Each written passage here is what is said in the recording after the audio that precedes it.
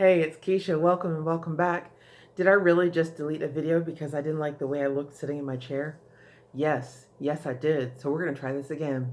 Let's go ahead and close our eyes and center. Take a deep breath in and out. Another deep breath in and out. And just notice how taking this moment to stop, close the eyes, take a deep breath, and return the focus inward. We find we're back in connection with our true selves. The busyness, the cares, the concerns, they begin to drift away. And we come back in touch with the true nature of ourselves. Continue to breathe that in and out. And now see a column of white light gently descend down over you.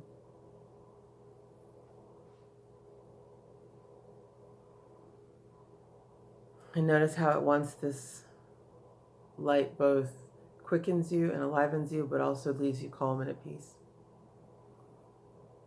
And it's in that space of our heart being open and our mind expanded that we gently open our eyes and begin. When we bear false witness to the truth of God's presence and power in our daily life, we refuse to accept any appearance of lack or limitation. We declare firmly that they are not God's will for us and that we have no part and they have no part or no place in our life. We recognize them for what they are: mistakes made in working out a problem of supply, mistakes caused by blindness or ignorance on our part or on the part of others. As in every problem, there is a principle involved. The first step in solving the problem is to see the mistake, erase it, and then try to get the answer, or the right answer, by going back to principle. In every problem of supply, the truth that God is the one and only source of is the principle involved. And this is really true. I find that my affirmations and prayers of divine substance being the one and only reality, God is the source of my supply. When I come back to that truth in whatever moment of lack, limitation, financial frustration I might be feeling, that seems to turn the mind back around to the truth. To work out the problem of supply correctly so that plenty and not lack is the answer, we must make intelligent use of our understanding of God as principle. We must prayerfully acknowledge Him as the source of all good and declare the truth of His presence and power in all our affairs. We must accept gratefully the fulfillment of our heart's desire and stanchly declare that His good will is now done in all our affairs. This is bearing witness unto the truth. We must learn to be true witnesses of God's abundance, not only for ourselves, but also for others. All around us, we see the dire effects of the idea that poverty is inevitable. As long as this idea persists, there will always be those who need our help. To refuse help on the ground that there is no such thing as poverty, and we refuse to recognize it, is placing ourselves in the class with those whom it is said, a little learning is a dangerous thing. With true understanding, we learn to keep a balance between the unseen and the seen, and we meet appearances of lack of both the mental and material planes.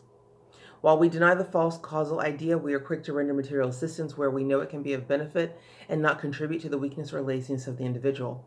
I do take issue with that. If you're going to give freely of your heart, unattached, without judgment.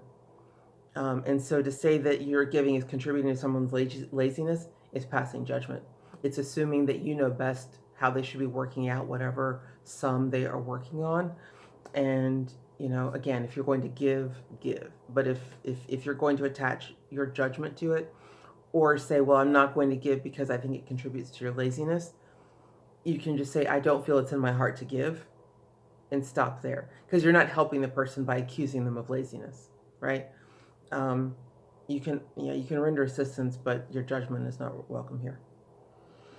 We should contribute towards public charities and work for the alleviation of suffering, but always clearly visioning the truth that God never ordered it so, that we are simply clearing up man's mistakes. No one can clear up anyone else's mistakes for another. If you are giving, again, without strings attached and without judgment, it also means you're going to give without proselytizing and telling somebody how they ought to be living their life so that they don't find themselves in that situation. You don't know what soul, there's some, you don't know what sum their soul is working out. And so if you want to be of assistance, be of assistance. If that assistance can only be love and goodwill and the highest thought, that's valuable too. And if you can also give in your money, then that could potentially also be helpful. Yeah, give if you're going to give, but don't add judgment to it. No matter how false the appearance may be, we can always tell the truth about God. When we stop bearing false witness against Him and start acknowledging His presence as the answering substance, ever ready to fulfill our every need, we shall be blessed with abundant good in our life. Learn to speak directly to His ever-waiting presence. Dear Father, Mother God, in your presence within me and all around me is the abundance of all good. It is your goodwill that your abundant good be expressed through me. I am free from the fear of lack because of your riches within. Your limitless wealth is mine. I receive it in faith and disperse it in love and wisdom. And there it is, disperse it in love and wisdom. You are my rich Father, and I am your rich child living in your rich world. Such acknowledgments as these, in the face of any appearance to the contrary, constitute obedience to the 9th commandment. Thou shalt not bear false witness against the source of thy supply.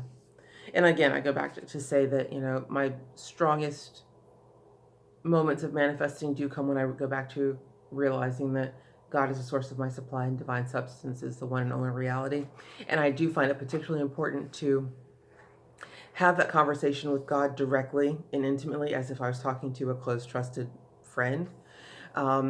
So if in the moment I'm frustrated and I'm seeing lack, and I know that's not the truth, but that's what I'm focusing on at the moment, and that's all I see, then it behooves me to talk to God in the way that I'm feeling in the moment and not try to rush to the end of, okay, I trust that you're providing and blah, blah, blah. Because at that moment, it is just a bunch of blah, blah, blah. It's the truth, but you're not there yet and ready to express it, and certainly not ready to receive it. So I find that it's helpful to go ahead and be frustrated. Talk to God as if you're frustrated. Be honest and be truthful. And then with me, at least at some point, it will be I'll ask the question, well, is anything too hard for Jehovah, right? Obviously, I've been here before and I've been carried through, so why would I expect that this situation would be any different? And as I begin to, one, get out the pain that I'm immediately feeling of financial constriction, and then I come back to, well, nope, I've been here before and I've overcome, remembering the truth that God's goodwill for me is prosperity and success. That begins to turn my thoughts back around to the truth that God is the source of my supply. Divine substance is the one and only reality, and God's will for me is good.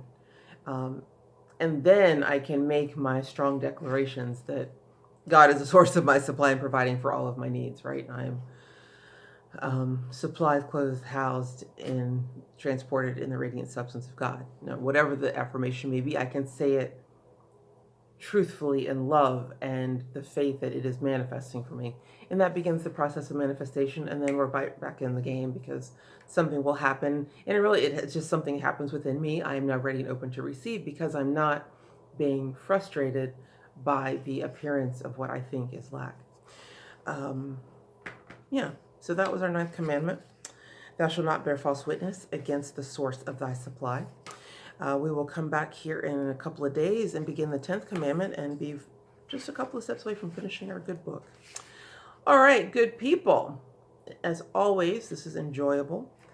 I look forward to seeing you on Friday, and I love you in the meantime. Bye.